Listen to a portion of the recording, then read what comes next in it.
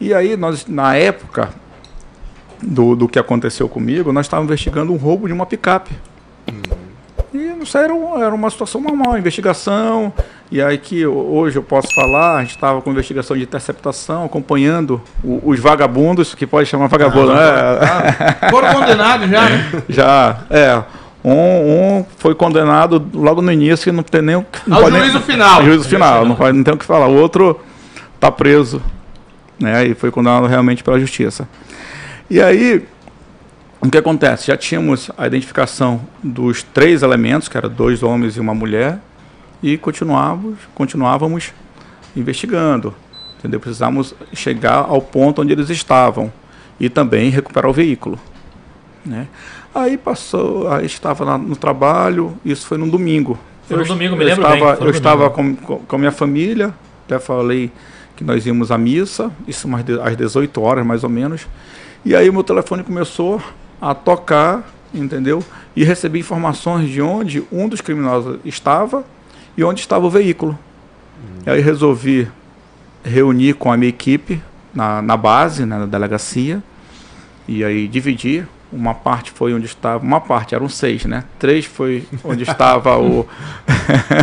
Precisamos de concurso, urgente, tem que sair esse edital essa semana.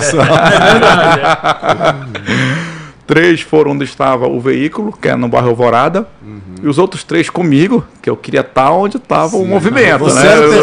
Eu era... E os colegas... E os colegas... investigadores escrivães com que eu trabalhei, que eu gosto muito, são meus grandes amigos, tanto da DRF, como no Altazes, como da RVV. Quem trabalhou comigo, pô, eu busco ali, né? Ter essa irmandade com meus amigos investigadores escrivães. Eles sabem que eu sou daquele que carrega pedra com eles. Sim. E se tiver que fazer uma representação ali de 20 laudas, eu faço também. Eu ligo para o promotor, ligo para o juiz para sair logo. Então eu era daqueles que corria atrás de tudo mesmo. Então, e aí eu fui com eles no Parque São Pedro. Nós estávamos no local, estabelecemos ali a vigilância para tentar identificar o criminoso, até que por volta de 9 horas saiu um mototáxi e identificamos que era a mulher de um dos criminosos. Então, ali era a casa. E aí, depois de um certo tempo, alguns minutos, ele também sai. A pé? Ele sai a pé, vai na frente da casa e volta. E aí nós passamos com um veículo descaracterizado, paramos e eu resolvi abordar. Entramos. E aí eu acho na que residência. Eu acho que eu nunca tinha contado isso em público. Os 2 investigadores foram na frente, o outro foi com a viatura por trás. E quando eles foram entrar na porta, eles tentaram abrir, estava fechada. E eu estava atrás deles.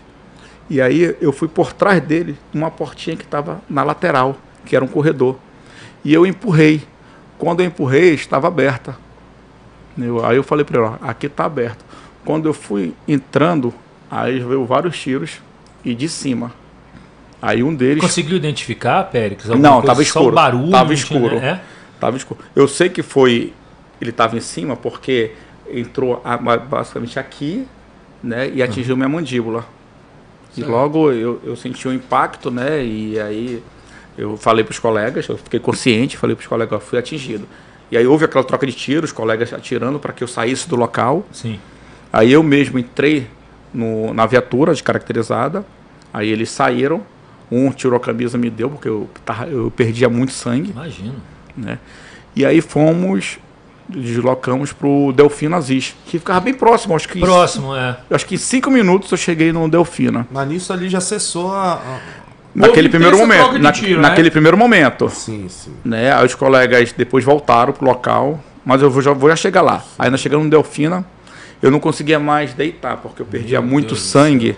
Era muito, porque essa região aqui nós temos muitos vasos. Vascularizada. Né? Isso, então... Aí eu perdia muito sangue. Para você ter uma ideia, eu vomitava sangue, assim. Sim, imagino. E aí eu tinha que ficar cabeça baixa e sentado, não podia deitar. E ficar na maca. E engraçado, e aí que vem a luta pela melhora do sistema de saúde do nosso estado, que é tão precário. Simplesmente os médicos ficavam me olhando porque não tinham condições nenhuma de fazer nenhum procedimento comigo. Porque além de não ser um hospital próprio para isso, não tinha equipamentos para fazer nada, instrumentos para fazer nada comigo. Então só perdia sangue, eu ia morrer ali. Na frente de todo mundo. Tanto que teve um momento que eu perguntei do médico, olhei para ele assim, doutor, eu vou morrer. Ele arregalou o olho e ficou calado. Aí falei, duas placas ali. Aí eu fiquei, ó, o negócio é sério. Mas eu perdia muito sangue mesmo, vocês não têm ideia. Até que chegaram alguns amigos, chegou meu irmão, desesperado, e brigando com todo mundo, entendeu? Até que parou uma ambulância. Aí, na maca mesmo, me colocaram na ambulância, fiquei sentado.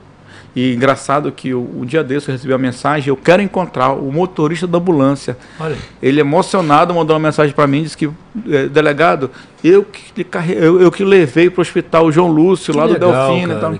E muitos médicos, enfermeiros me procuram falando isso, sabe? Então isso é muito legal. Pô, demais. Aí me levou pro João Lúcio, eu sentado, que eu não podia deitar, me levou pro João Lúcio. Chegando lá, eu vi muita gente já, muitos colegas. Eu lembro do Mário Paulo, do Tomás, de muita gente que estava lá, entendeu?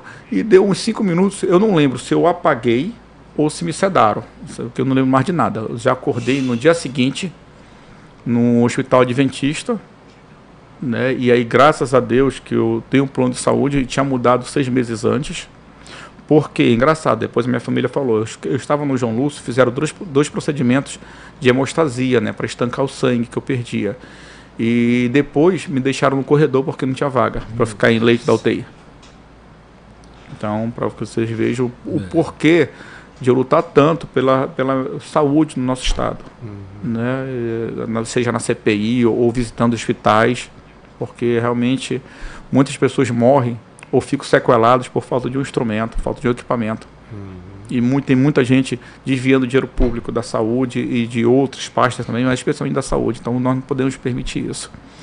Então, eu já acordei no dia seguinte no hospital adventista, porque eu tenho plano de saúde. E lá, aí sim, foram os 5 piores dias da minha vida. Né? Eu já acordei grog, com traqueostomia e com sonda, que me acompanharam por algumas semanas. E realmente foram os piores dias, porque os 5 primeiros dias eu não dormia. Né, porque eu tinha muita secreção na boca.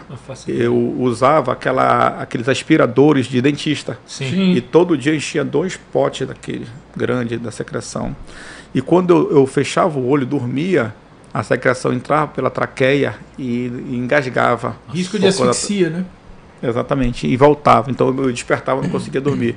E aí eu lembro que tinha um enfermeiro que, ficava me acompanhando, o enfermeiro Ayrton, que eu tenho uma amizade até hoje com ele.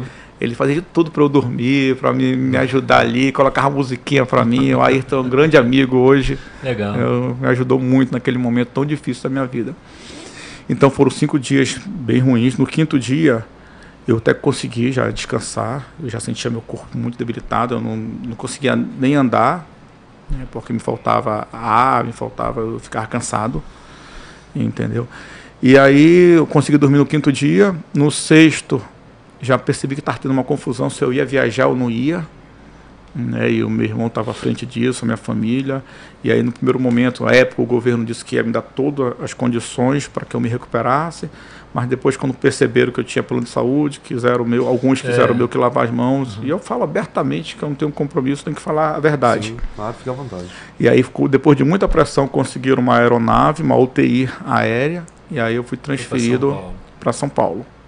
Né? E aí lá, eu cheguei no domingo à tarde, por volta das 17h30, e aí lá eu tive que fazer toda aquela bateria de exames que eu já tinha feito no Adventista. Mas só lá que foi constatado que a minha carótida, ela tinha sido lesionada com os estilhaços. A carótida, a artéria que leva sangue para o cérebro. Né? Ela é tipo uma bifurcação, uma parte leva para o cérebro, outra leva para a região da cabeça. E os estilhaços lesionaram que é a parede da carótida. Graças a Deus que não rompeu, senão eu teria morrido no local mesmo. E foi centímetros, né, Pérez, que você me dizia? Não, foi. Milímetros, né? Não, foi. Porque aí eu não sei se vocês vão colocar, tem como de colocar a tomografia. Tem como, Wallace, aquele pedaço aberto da boca dele, para que você tenha uma ideia, só porque destruiu essa região aqui da mandíbula. E aí, como não atravessou, transfixou, parou aqui, mas os estilhaços se espalharam pela boca. Sim. Eu tenho estilhaço até hoje aqui e um pedacinho aqui perto da cervical. Ficaram alojados? Ficaram alojados. Tem um pedacinho um pouquinho maior aqui que o médico achou por bem não mexer, né? Que não vai fazer mal nenhum, então tá aqui ainda. Então, pô, até perdi o raciocínio. Não, você estava falando aí... Chegou lá, teve que fazer os exames todos. Ah, sim. Aí foi constatado que a carótida tinha sido lesionada. E aí, foi realmente, o médico lá falaram até, inclusive, que foi realmente um milagre eu ter sobrevivido, um ter sido rompido. Comentando isso. Exatamente. Foi não ter rompido a minha carótida. Só que aí tive que pegar mais uma equipe vascular, para fazer uma cirurgia e tirar minha safena femoral para reconstruir minha carótida. Nossa. E aí foram 11 horas de cirurgia. Eu tirei o ilíaco, que é o osso aqui da bacia, para reconstruir a minha mandíbula, que tinha sido destruída, e a safena femoral para reconstruir minha carótida. Olha aí, olha só, cara. Olha que loucura, cara. Essa região ali que foi totalmente destruída da mandíbula. Meu pai amado. Se fosse um pouquinho mais para antes trás... também tem uma outra tomografia que também mostra olha logo. Só, isso cara. Aí foi no dia que eu peguei o tiro, como ficou. Meu aí essa parte de cima ali, o buraquinho é onde entrou aqui. Aonde? A parte de cima lá? Aqui, tá, aqui. Bem em cima, né? Isso, em cima ao lado do nariz, né, no caso isso, ali, né? Ao lado do nariz. Entrou por ali, veio na descendente e acabou estourando ele tava tudo em lá cima, embaixo, né? Então entrou. Acabou estourando. Porque ele entra pequenininho, mas sai igual uma laranja, né? Lá. Sai igual, e como ele não saiu, ele estourou na mandíbula. O osso da mandíbula segurou, né? Mas são os estilhaços. Qual era a munição? Aí, que incrível. Era um revólver 32, mas claro, com aquela munição preparada. Expansiva, né? Que por isso que fez esse estrago todo. Entendi. E aí depois você soube como é que desenrolou a situação ali? Eu soube. E aí que tá a questão, né, de você ter o carinho das pessoas, o reconhecimento do trabalho.